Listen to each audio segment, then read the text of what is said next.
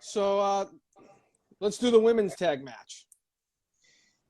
We have the team of Liv Morgan and Raquel Rodriguez versus the team of Ronda Rousey and Shayna Baszler versus the team of Natty and Shotzi Blackheart and Sonya Deville and Chelsea Green. Wow. I am so fucking underwhelmed right now. Holy shit. This is the bathroom break. This is a fucking poop break. I mean, like, holy shit. I can't think of a match that would interest me less than this.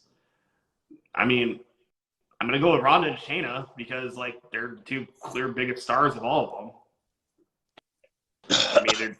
I mean, it doesn't really matter. I mean, this is complete filler. Yeah, it's the bathroom break. Yeah.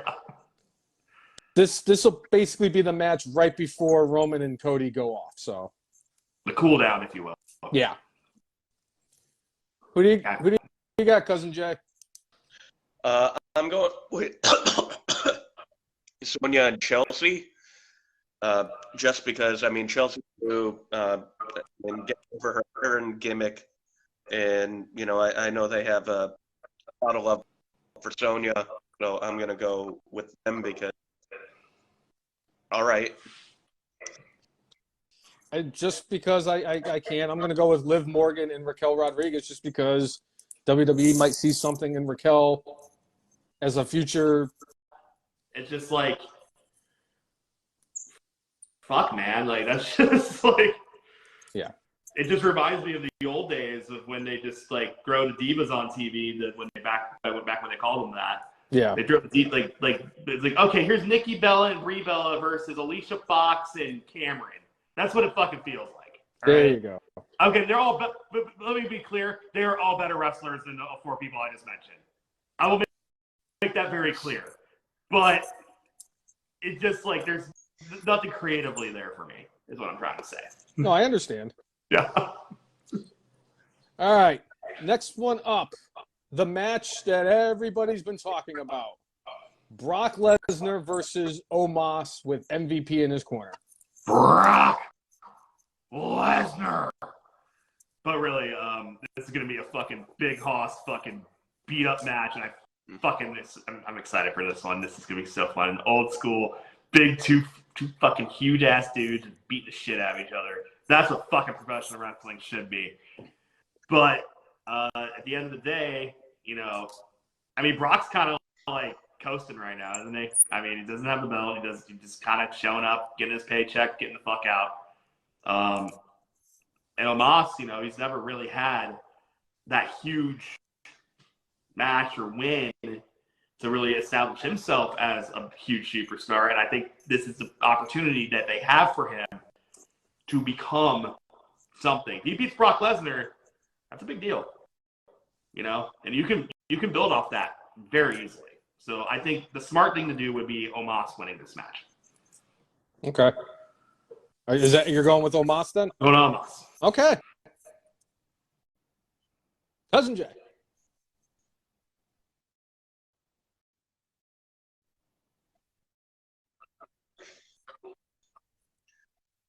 I'm going to go with Brock.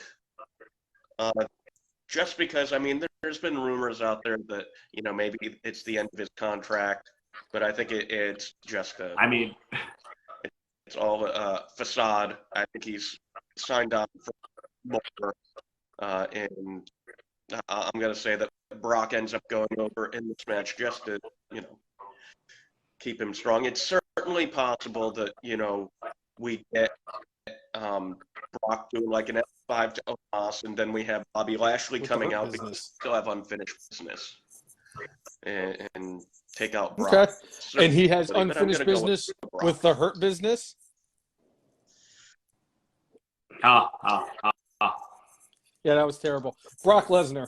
Yeah. And it's, I'll tell you right now, when he lifts up Omos and he F5s Omos, that building is going to explode. Brock Lesnar wins in a squash. Wow. Okay. Cause I don't know what it is. Something about this year, I feel like there's going to be a major squash match because we haven't had like a really good one, and you guys know how much I love a good squash match. What was the last squash match at WrestleMania? Oh. That had to have been one. Was it Sheamus and Daniel Bryan? Or was there one after that? It was The Undertaker and John Cena. That's right. That's right.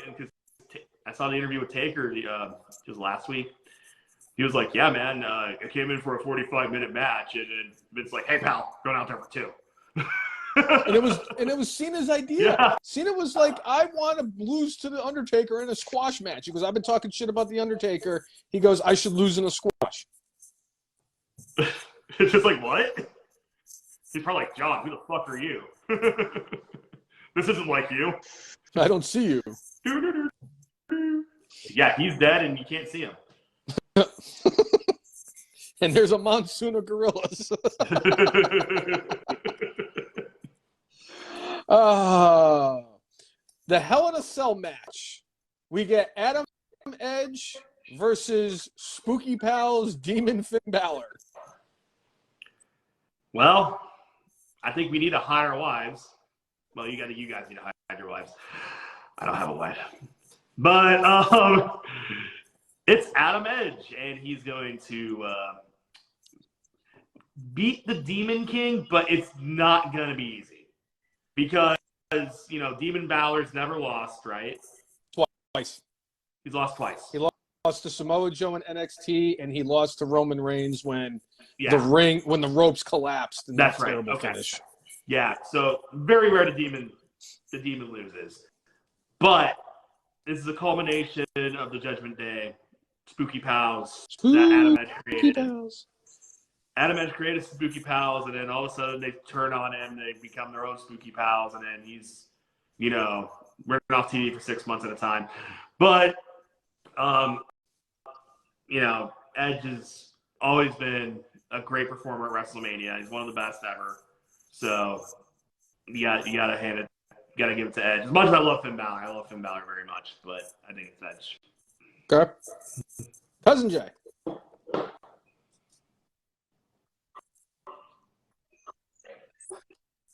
I'm gonna go with the Demon. I'm gonna go with Finn. It's been one of those storylines where Edge is a very living soul as far as the future, and WrestleMania. It sounds like this is going to be Edge's last WrestleMania, and it feels like he'll do the honors. And allegedly we might be getting the Brood to show up. Ooh. It would be the Brood and the Spooky Pals. I want to see 400-pound Greg into it so much. I love when he shows up. He's actually, honestly, he's really not in that bad a shape considering that he's 50. Yeah. Wow, that's good. And he definitely lives the gimmick better than just about anybody else. I mean, yeah, he's a fucking vampire. Yeah. But I agree with Jay. I think Finn Balor's going to get this win on Sunday.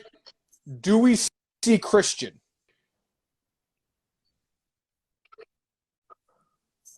Christian? Is his contract That's up? the rumor. No.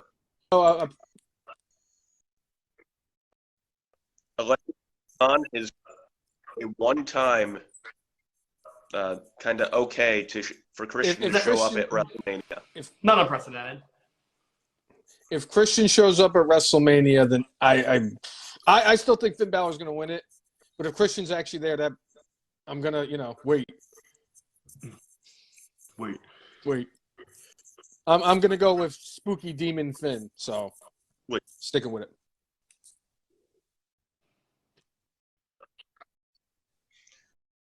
And he's going to wear the purple and black. He's got to have the spooky. We have the Raw Women's Championship between Bianca Belair and Asuka. Ooh. That's going to be a good fucking match. I mean, Bianca is such a fucking star now. I mean, holy shit. Probably the biggest star in the women's division at this point. Asuka, one of the best in-ring performers, man or woman, ever. in any promotion. So that's going to be a hard-hitting fucking fight, and it's going to be great. But I do think Bianca Belair is going to be the winner. She's a superstar. She's got all the charisma in the world, and it'd be very smart of them to keep that going for her. No reason to play hot potato with the belt with her. Just keep it on her. Keep her as champion. Keep her as the star that she is, because she is amazing. Yep. I can't. That's a very good point, Jeff. Mm. She is really their female Cena now. Mm-hmm. What do you got, Cousin Jay?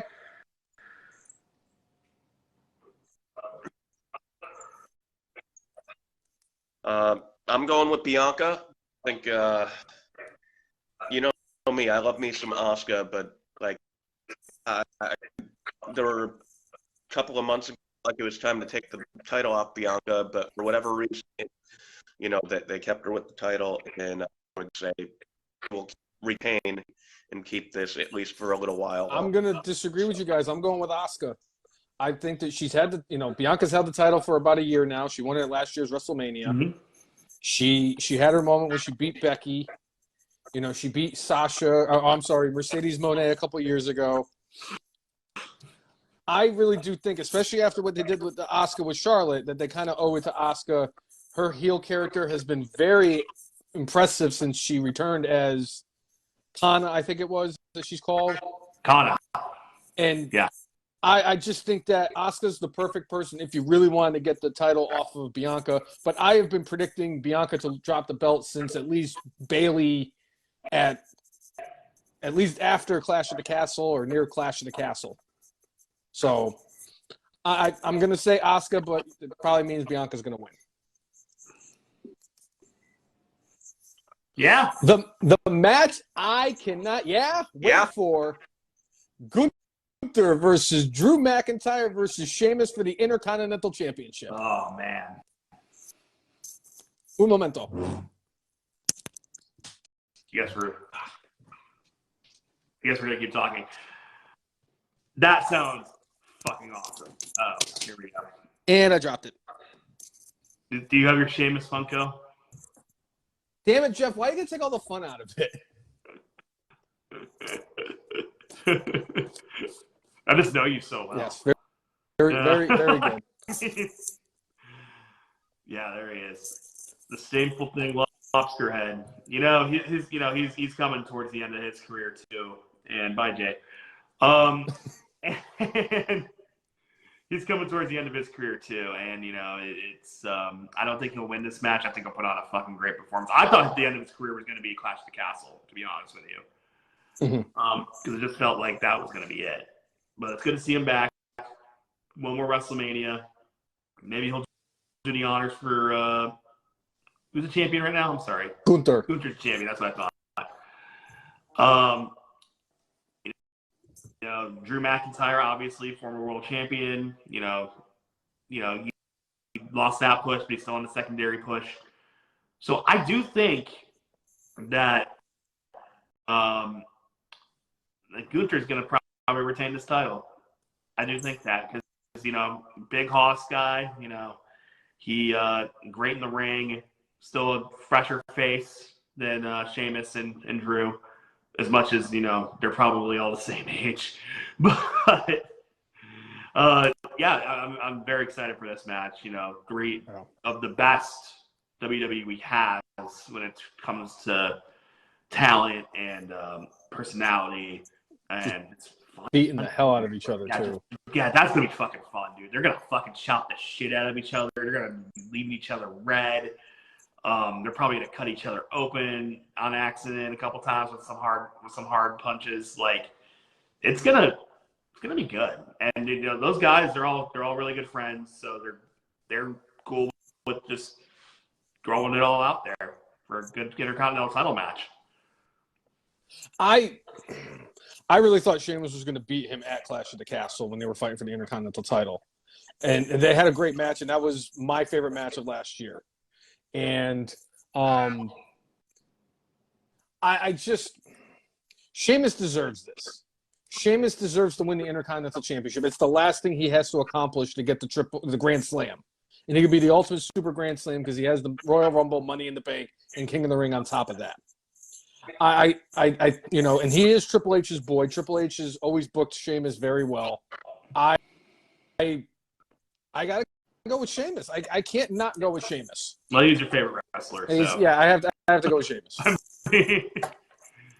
No, it's not a bad choice. I mean, like, but my thing is, it's like, I thought he was coming towards the end. I know his time is limited. He's gotten spinal stenosis like Adam Edge had.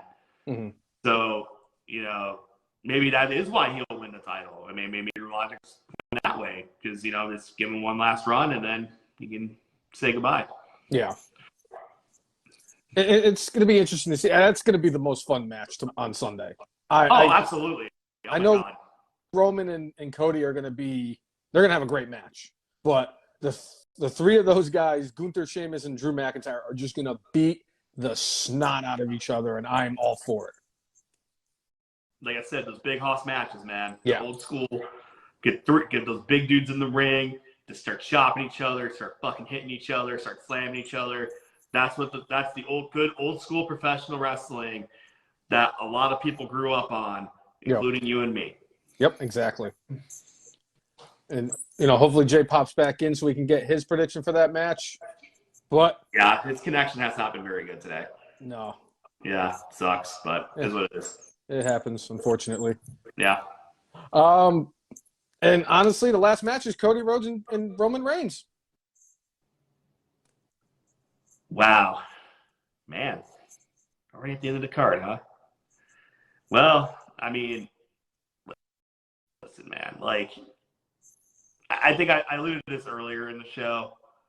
Like, I really think you're positioning Roman Reigns as an all-time great. I mean, he already is. Let's be clear about that. But I think they want to put him in the echelon of Hulk Hogan, of John Cena, of, guys like that, Bruno Sammartino. Like, you want to be named among, like, the top 5 in wrestling history. And then when it comes to just having the title and being a champion, having that trust with that title. And, I mean, I can't think of anyone who can't be trusted more than Roman Reigns with the title at this point, except one man. Right. There's one guy who I would trust with the title as much as Roman Reigns, and it's Cody Rhodes. Yep. Like, we've gone through the story a million times. Leaves, comes back, does all that shit, gets hurt, very publicly hurt. Right. So this is a big moment for him. I mean, this is a culmination of years and years of, grinding his ass off, doing his own thing. At the same time, I think Hunter still remembers him taking a fucking sledgehammer to that throne. So, with that in mind, I think Roman Reigns retains. Okay.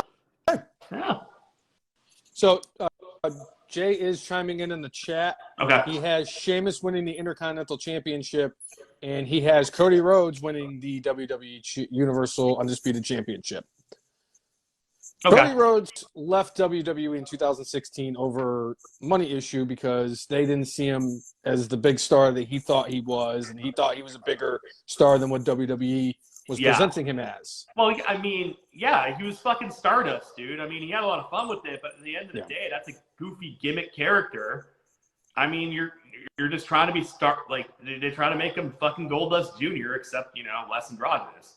And honestly, nobody else could have pulled that off like he did. He killed that role better than anybody could have imagined. Cody Rhodes is a culmination of, 3 generations of wrestling. Think about it. His father, his brother's so much older than him that he's a generation ahead of him. Pretty much. And so and then he's in his own generation. So he got to see his father be the head booker at WCW. You got to see Dustin be part of creative. You got to see how Dustin pulled off. Dustin is a chameleon, man. He can pull off any fucking character you ask him to. And Cody is like that, except take it to another level. You can do anything you ask him to. So like but at the same time, it's like when you're not being presented as the star you are, you're not gonna get the star money.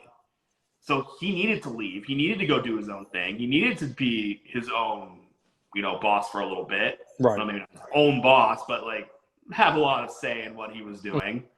Mm-hmm. He unfortunately booked himself into a fucking corner like within 2 months of AEW existing, but when his life changed a few years ago. He had his daughter and realized his priorities needed to change, and now he can just be a wrestler and not have to worry about any other bullshit. Agreed. Like, CM Punk fighting the Young Bucks backstage. See, my whole thing is you built up this story, and you brought him back last year. You gave him the money. You saw something. He's proving to you guys that he is the star he is. He had that moment once he took the coat off and wrestled in the Hell in a Cell against Seth last year with the torn pec. That was it. There was nothing else they could do. I'm convinced it's going to be Cody, but the more I think about it, Roman could very well win, and it scares me the thought that Roman could actually win because of the whole 1,000 days of reign as champion. I mean, it'd be a great fucking gimmick. It'd be a great T-shirt. But the problem with that is you've already built up. You had Sami Zayn. He's your 1B biggest white hot baby face, and he lost in his hometown in the match against Roman. You got your guy now in Cody Rhodes. He's the guy you built around. This is the guy you built. He's your biggest. You established he's your biggest face. If Cody loses on Sunday, they're going to put themselves in a predicament, and I don't know how they're going to get themselves out of.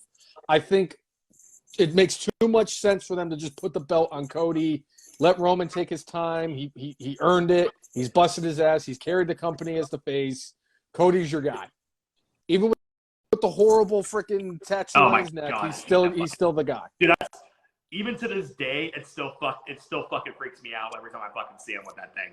Yeah. Like, I knew we got it, 4 or 5 years ago now? But I'm just like, oh my God, why? It's still terrible. It's just like, dude, you know what?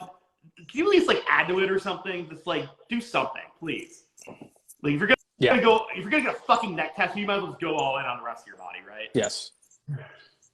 I agree. Yeah.